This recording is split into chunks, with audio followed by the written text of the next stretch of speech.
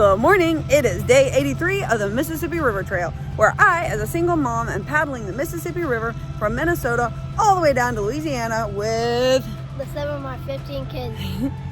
7 of my 15 kids. We're a family of 15 kids. One mom and Smokey Bear. And the 7 youngest of us are paddling the whole Mississippi River. This is chaos made fun. Come follow our adventure. So today, all right, I explained yesterday a little bit. It was really chaotic. It wasn't very fun, but we have those days and it's all right. But it made possible a kind of down day, sort of. Not really, no. But anyway, yeah, it was a good day to deal with stuff. What I failed to say, did not say, because I didn't know how this is going to go, and I don't want to always look like we're having a crisis and needs and all this. But it's the nature of the beast. There is some reality that goes along with this, and we want to keep it raw and honest and real, so here we are. But the van needs brakes. So it just needs brake pads. It's minor. We've done it a million times before. We do all the work to our own vehicle, but it needs them now and sooner rather than later. The brake dust protector, yeah, it's some kind of silver thing. It fell off yesterday. That's what was making all the noise. It fell off. It's a non-issue, but in the meantime, we do know we need brakes. We knew that before. Now we really know it. So we had to locate an advanced or AutoZone or something like that. Another reason we came to Greenville. Did we want to jump those miles? No, we did not. We thought about going back to Terrain Landing, and apparently a lot of y'all know all this area right through here, which is really cool. And Rosedale. We loved Rosedale. So we thought about going back to Rosedale and doing those miles, but we waste time on the road, and we are now focused on making miles. We need to get to the end. So in order to do that, we are just putting in where we are, rather than wasting the 45 minutes going back up to Rosedale from where we are, putting in, paddling all those miles, stopping here again. We could have left base camp set up here. We thought about that. Paddling down to here, getting to our camp, but we run the risk of not making it, something like that happening, and all of our gear is here set up, and Corey would not have it in the van to come to us. So that's a risk. Not willing to take that risk. It's just not sensible. So all in all, lots of meetings, lots of doing miles, so many miles. The AT was not this complicated, just gonna say that. Because it's water and I probably overdo safety because I have a healthy respect of it. I won't say I fear it, but when I started this trail, I did fear water. Just like I feared heights when I started on the AT. And I think the best way to get over those fears is just to go do it. But that being said, I have a very, very healthy respect for water. And there's a lot of stuff I'm just not willing to risk. So we're probably over-prepared and over-cautious rather than just throwing it all to the wind and taking risks. If it were just me, I might be a little more inclined to, but when I got my kids with me, it's a whole different ballgame. So we are putting in here at Warfield Park Campground. Yeah, when we actually do miles and get on the water, we do large mileage days, which is exciting. We have a little bit of headwind today, but we had that the other day, and it was no big deal. We still did all the miles we wanted, and it's exciting. So we will put on the water, getting a fairly sort of early start, early for us, and we're gonna see how far we can push. We have a goal, and we hope to make that goal. If we don't make it, then we are fully prepared to camp on a sandbar and not see Corey. But that means there may not be an episode tomorrow because we may not upload until tomorrow when we get into civilization. Not sure how that's gonna go. But I've given up trying to produce daily episodes because of reception, because we're to a point now where we're either jumping miles in order to be able to upload, meet the van, have any kind of reception. Like we're to the point where we cannot upload unless we use Starlink. So if we just try to meet the van every night, then we are having to jump miles in order to get to those ramps. And that's not the point of being out here. We're out here to paddle. We want to paddle. So we're paddling, and it may mean y'all may not have a daily episode, and it's okay. The world's not gonna fall apart. So we're gonna go paddle, and hopefully you'll have an episode tomorrow, but if not, then it's all good. But the water is lovely this morning. The sun is out. Look at that lovely sky. And a little bit of headwind, not much. So it's gonna be a very good day on the water. Barge traffic is high. It is very high. It's even higher at night. Smokey says over and over, it's not more at night. It is definitely more at night. But we have already had, I think, 3 go by this morning. So we are coming into some heavily trafficked areas. But no big deal. The river's wide. We should be good to go. We should be able to ride the current a little bit and make some miles. So let's go see how many miles we do and if we see the van tonight. No one really knows, so Stay tuned. Once over of our Warfield Park campsite, which is actually County run and owned. And yo, the dudes are so pleasant. The one that's mowing right now, oh, there's two of them. Well, anyway, the one that was driving around in the truck was really cool. He was so sweet. He was as cool as the dude yesterday. But I would come back here to stay, like for a week. I would take a vacation here. And all these people over here, they are actually construction workers on moving the power plant 7 miles in a different direction. So that explains their yards being set up and everything. But it's a 2 to 3 year project, and these people have already been here like a year, I think. So this is just their home, and that's so cool. But he said very rarely do they actually ever get like travelers. These are people working on the power plant, and they have showers, and their water was hot, the pressure was good. But look at all this, everybody's spread out, and it's like their own little RV neighborhood. It's so cool. And the observation tower, and they're right here on the river, and there goes a barge. But yeah, this was a really, really cool place, and I would definitely come back here. If I had an RV, that's where I'd be. All right, so once over, fire is put out, everything over there is cleaned up. The table is clean, no Halloween candy trash. Ooh-wee, the Halloween candy. I don't know how y'all people do that. That is a lot of trash. Anyway, not anymore, we had to pick it up, but whew. Anyway, Smokey was over there, A was over here. All looks good, no trash. The BNC were right here, looks good. I was right up here on the hill, all looks good.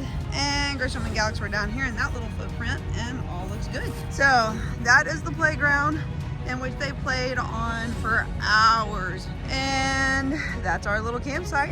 And look at this place, look at all the trees and the river. Yo, this is a banging place. So highly recommend Warfield Park Campground. But yeah, and look at that little pavilion over there. But the observation tower is the coolest part of this whole thing.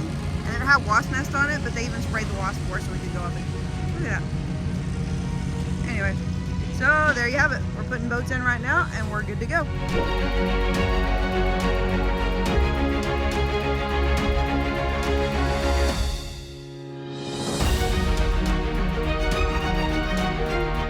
Get alerts when we release new episodes.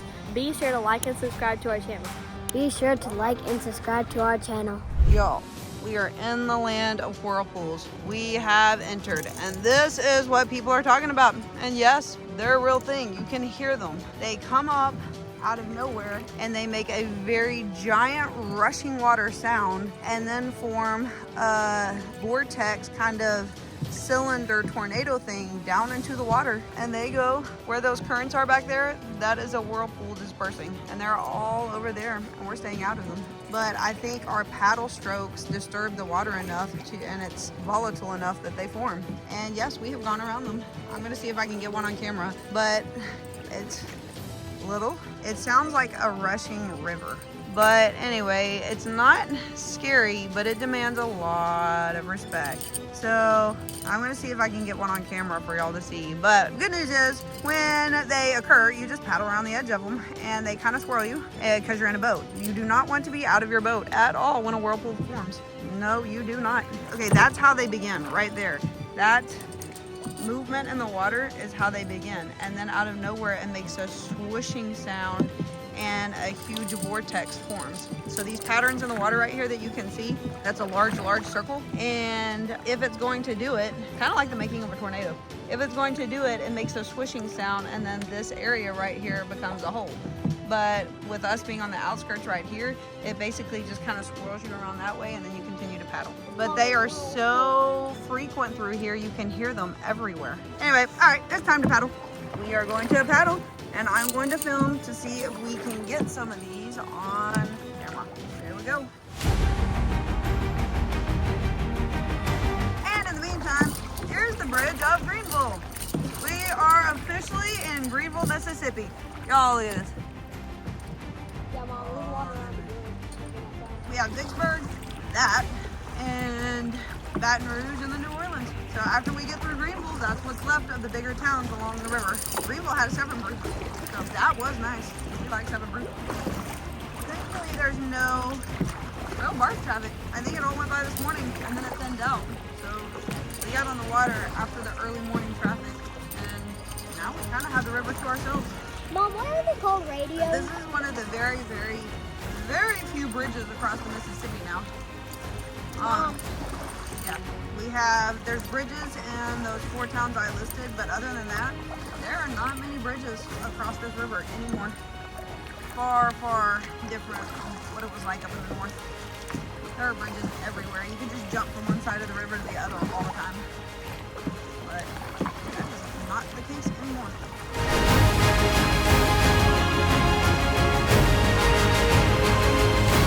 Alright, y'all are gonna get a chance to see how the channel is switching sides with barge traffic. So we are waiting and just kind of holding still in the water until this barge passes because he is switching sides of the channel, which means we also have to switch sides of the channel to stay outside of it. Oh well, he's not switching sides of the channel, he's staying in the channel. But the channel itself switches sides of the river because of the bends. So once we wait for him to go by, because we don't want to get too close to the swells, we will approach and cross. But we don't want to get too close to the swells. So he is directing over to the starboard side, which is the right shore, right bank, whatever. And we're crossing over to the left. But you don't want to cross in front, so you wait till they pass, and then we cut across. That also means we'll be encountering the swells closer than we probably would have otherwise. So you'll get a chance to see what life looks like after a probably 35 number barge. I'm not sure how many that has on it. Looks like it. Yeah, that's 5 across and 7 down, so, or 40.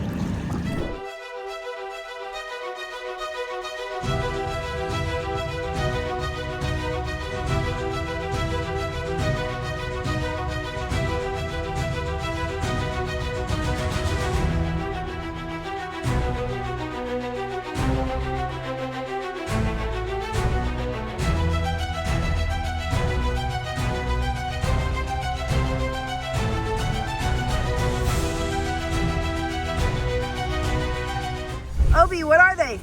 Bear prints. There's baby, and there's mom. Wow, this is actually bringing your Yep. That is definitely bear prints. Woo, Look at all the bear prints. They go all the way back up there in the woods. But there's so many.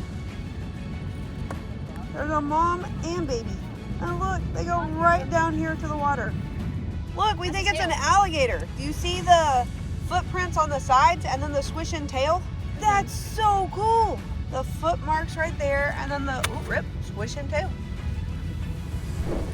Holy cow, there's bear prints out here too. Distinct bear prints, little tiny bird prints like that. So many different types of bird prints. No, we were looking at the different kinds of tracks. There's so many different kinds. And then the alligator, if that's what it is, comes over here to this pond. And this is a completely enclosed pond right now because the water level is so low. So it's separated from the actual river. This is his happy space. Wow, so there's an alligator in that water. That is so cool. Oh, there's a good looking fish. Some type of bass. Oh, there's a ruppy! Baby. Look, ruppy! Oh man, there's wildlife everywhere here. Ruppy! So many. Come here. Ruppy! Go put your fish back in water and catch ruppy. Oh, that's a good looking fish. Look at all the sand prints. That's so cool. And tiny, tiny, tiny ones. And bigger ones. So many tracks. Look at those weird tracks. In your head, you're still in Minnesota or Missouri even. And we're here. So it's like, no, you can't see alligators. Alligators don't come as far north. But we are in Mississippi. And it's very, very possible that that is an alligator. But it's so weird because my head still says we're in Minnesota. It's very different. What you got, Smokey? How you know? Whoa! Yeah, there's more. I looked it up. I Googled it. And the claw prints are the same. Those are small ones? Yep, that's an alligator. Those are the tracks I just looked up on Google. It's a little one. And look, there's a big one. Look at how many times it went up and down. Whoa. Whoa, look at where they climb up the rocks. You can tell where it goes up. This path right here. Look, this is the path it takes. And you come up here, you can see right here where they're going in and out here. And that's how worn down it is. All of this has growth and And this is, Mom, what? there's a massive track over there somewhere. It's a massive track. You see what? Whoa. You see It's where a little, the rock? this looks exactly like Google. It's a little tiny baby alligator with a little tiny tail. But look at its little claw marks right there. The claws. It has like 4 claws if you look it up on Google yourself. But yeah, you can tell. Here's the like scratching motion right there. There's claw marks. Look at this big one. Look at the tail drag over and over. We've got a path right there and then a path over there. This is from very shortly. I mean, this is new. It's not even been blown by the wind yet. No, it goes all the way down, not even It disturbed. goes over there too. Oh yeah, there's another path and they all come up to that one entrance. That one goes down there by the rocks and then these come down here. You can see very distinct claw marks on either side of the tail drag. And look, here's also more bear prints. Those are bear of some sort right here. So we have bear and alligators. Oh yeah, there we go. There's a claw mark. That's a really good one. Look right here. You can see the distinct 3 claws digging in right there. This is what is considered an unstable sandbank. This down here is great. This right here, if you stand on that shelf, it gives way. So, and these can be all the way out to the water and be huge banks of unstable sand shelves. So when you're standing on it, it's fine up here up until it just gives way. So yeah, that is an unstable sand shelf.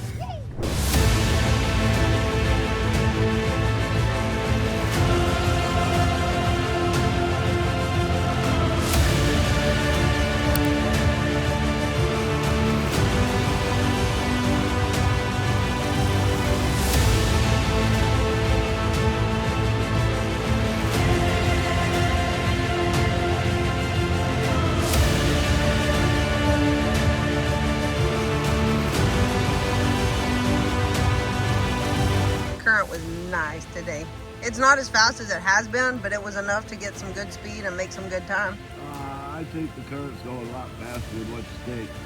And there's a couple of places where it was buried wing dams. That's all. There's enough current going over them to be interesting.